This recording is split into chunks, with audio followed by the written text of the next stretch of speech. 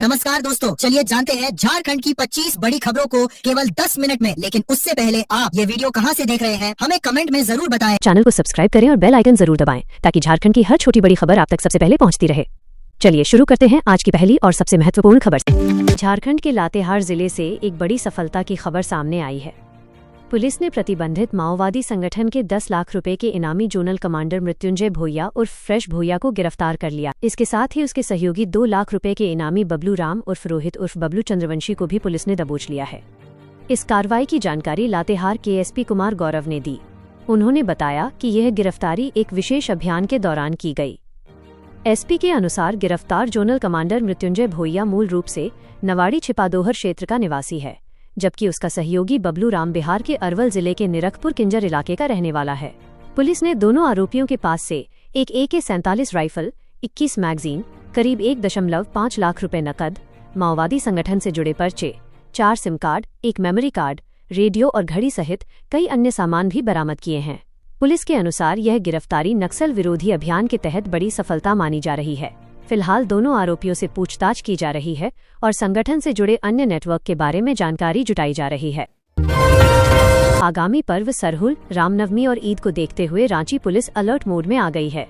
त्योहारों के दौरान शहर में शांति और सुरक्षा बनाए रखने के लिए पुलिस ने सुरक्षा व्यवस्था को और कड़ा कर दिया है। वरीय पुलिस अधीक्षक रांची के निर्देश पर शनिवार को नवीन पुलिस केंद्र रांची में पुलिस अधीक्षक यातायात की अध्यक्षता में जिले के PCR वाहन चालकों और पुलिस पदाधिकारियों के साथ एक विशेष बैठक आयोजित की गई। इस बैठक में शहर में अपराध पर अंकुश लगाने और विधि व्यवस्था को मजबूत बनाए रखने को लेकर कई अहम निर्देश दिए गए।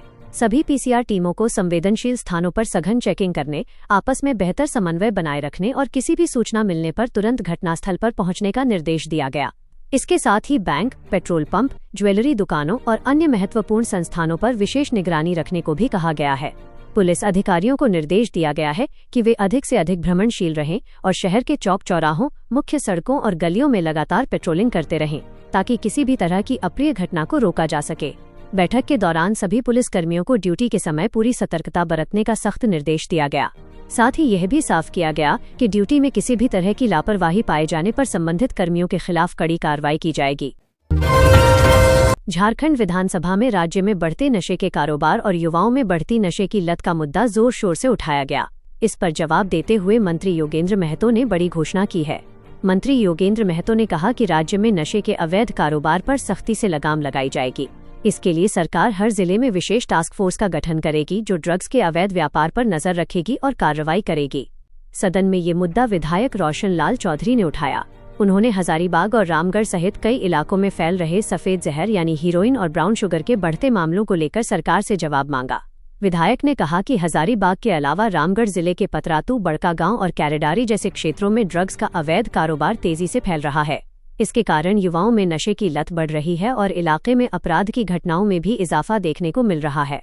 सदन में पेश किए गए आंकड़ों के अनुसार झारखंड में 2019 से 2023 के बीच NDPS एक्ट के तहत 2396 मामले दर्ज किए गए थे। वहीं 2023 से 2026 के बीच इन मामलों की संख्या में और बढ़ोतरी दर्ज की गई है। हाल के दिनों में हजारीबाग और आसपास के थाना क्षेत्रों में करोड़ों रुपए के ड्रग्स की बरामदगी से ये भी संकेत मिला है कि राज्य में ड्रग माफियाओं का नेटवर्क काफी मजबूत हो रहा है। सरकार ने कहा है कि ड्रग्स के अवैध कारोबार को रोकने के लिए कड़े कदम उठाए जाएंगे ताकि युवाओं को नशे की गिरफ्त से बचाया जा सके और राज्य में कानून व्यवस्था को मजबूत किया जा सके। झारखंड के पश्चिमी सिंहभूम जिले के चाईबासा से एक दर्दनाक सड़क हादसे की खबर सामने आई है, जहां एक बाइक दुर्घटना में 3 युवकों की मौके पर ही मौत हो गई। ये हादसा कोकचो OP क्षेत्र के चिमीसाई गांव स्थित पुराने पंचायत भवन के पास शनिवार को हुआ। बताया जा रहा है कि एक तेज रफ्तार मोटरसाइकिल अनियंत्रित होकर दीवार से जा टकराई, जिससे बाइक पर सवार तीनों युवकों की घटनास्थल पर ही मौत हो गई। प्रत्यक्षदर्शियों के अनुसार तीनों युवक झीकपानी साप्ताहिक बाजार से एक ही मोटरसाइकिल पर सवार होकर अपने गांव रायकोला लौट रहे थे। इसी दौरान चिमीसाई गांव के पास उनकी बाइक का संतुलन बिगड़ गया और मोटरसाइकिल तेज गति से सीधे दीवार से जा टकराई। टक्कर इतनी जोरदार थी कि तीनों युवकों ने मौके पर ही दम तोड़ दिया। घटना की सूचना मिलते ही कोकचो OP पुलिस मौके पर पहुंची और स्थानीय लोगों की मदद से तीनों को एम्बुलेंस के जरिए सदर अस्पताल भेजा गया, जहां डॉक्टरों ने उन्हें मृत घोषित कर दिया। मृतकों की पहचान सुनील कुंकल, लोगो कुंकल और चेतन कुंकल के रूप में हुई है। जानकारी के अनुसार चेतन कुंकल हाल ही में गुजरात से अपने घर लौटा था। इस दर्दनाक हादसे के बाद गांव और आसपास के इलाके में शोक का माहौल है। झारखंड में अगले 4 दिनों के दौरान मौसम का मिजाज बदलने वाला है। राज्य के कई जिलों में हल्की से मध्यम बारिश होने की संभावना जताई गई है। भारत मौसम विज्ञान विभाग के अनुसार झारखंड में मौसम में बदलाव देखने को मिलेगा और कई इलाकों में बारिश हो सकती है। मौसम विभाग के मुताबिक गढ़वा, पलामू, चतरा और लातेहार को छोड़कर राज्य के अधिकांश जिलों में रविवार को बारिश होने की संभावना है। वहीं मौसम कार्यालय ने बताया है कि अगले 2 दिनों में अधिकतम तापमान में हल्की वृद्धि हो सकती है, लेकिन इसके बाद अगले 3 दिनों के दौरान तापमान में 2 से 3 डिग्री सेल्सियस तक गिरावट आने की संभावना है। पिछले 24 घंटों के दौरान राज्य में सबसे अधिक तापमान सरायकेला जिले में 39.9 डिग्री सेल्सियस दर्ज किया गया है। मौसम विभाग ने लोगों को मौसम में होने वाले इस बदलाव को देखते हुए सतर्क रहने की सलाह दी है। झारखंड में घरेलू एलपीजी गैस को लेकर लोगों में चिंता बढ़ती दिखाई दे रही है। अंतर्राष्ट्रीय स्तर पर चल रहे तनाव और संभावित आपूर्ति प्रभावित होने की चर्चाओं के बीच कई जिलों में अफवाहों के कारण गैस सिलेंडर की पैनिक बुकिंग शुरू हो गई है। राज्य के कई शहरों में गैस एजेंसियों के बाहर लोगों की लंबी कतारें देखी जा रही हैं। कई लोग खाली सिलेंडर लेकर सुबह से ही एजेंसियों के बाहर लाइन में खड़े नजर आ रहे हैं। हालांकि अधिकांश गैस एजेंसियों और प्रशासन ने साफ किया है कि गैस की कोई वास्तविक कमी नहीं है, लेकिन अफवाहों और आशंकाओं के कारण लोग पहले से ही सिलेंडर बुक कराने या भरवाने के लिए एजेंसियों की ओर दौड़ रहे हैं।